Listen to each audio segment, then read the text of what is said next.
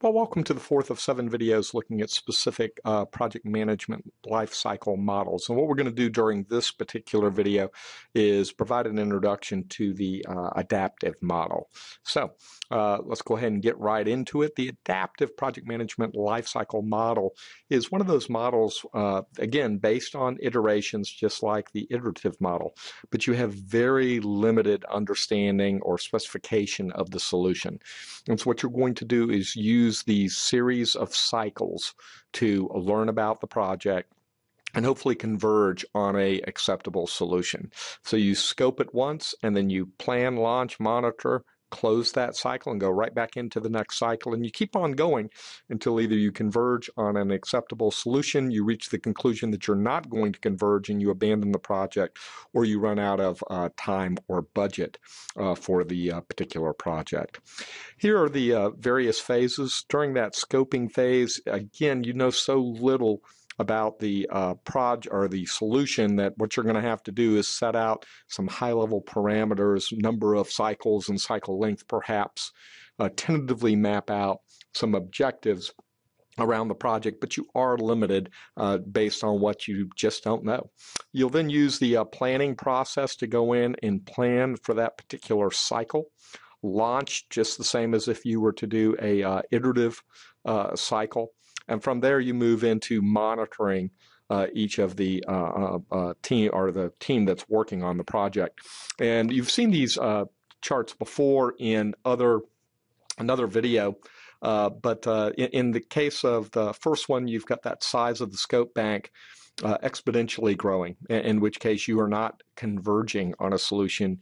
You're gathering more and more requirements and not reducing the requirements. So you're definitely in the learning phase. In the second component there, you see that it's beginning to taper off a bit and you're beginning to start to converge on a solution. And in the third case, you're actually moving back down towards finishing out the project. And so if your project for the length of the project stays as indicated in diagram A, you're going to have to abandon the project. You're just not moving towards a solution. You're just gathering more and more requirements. In the case of C, you're clearly converging on a solution and are going to reach it rapidly. B, you're in the middle. You don't really know. That then moves you to the close cycle where you've got to make a decision whether you do another cycle or you close out the actual project. So the adaptive project management lifecycle model has several characteristics. It is iterative in structure. You're using just-in-time planning. It's great for thriving on change through learning and discovery. And that's what you need when you know so little about the possible solution. You're going to continuously realign the process to accommodate changing conditions. Don't do a lot of non-value added tasks on particular projects, and you do maximize your business value within whatever your time and cost constraints are. Challenges: you have to have not only meaningful but extensive client involvement, and you can't really identify whether the project's going to succeed or not until you really start to converge on that solution, and that may take some time and it may never occur.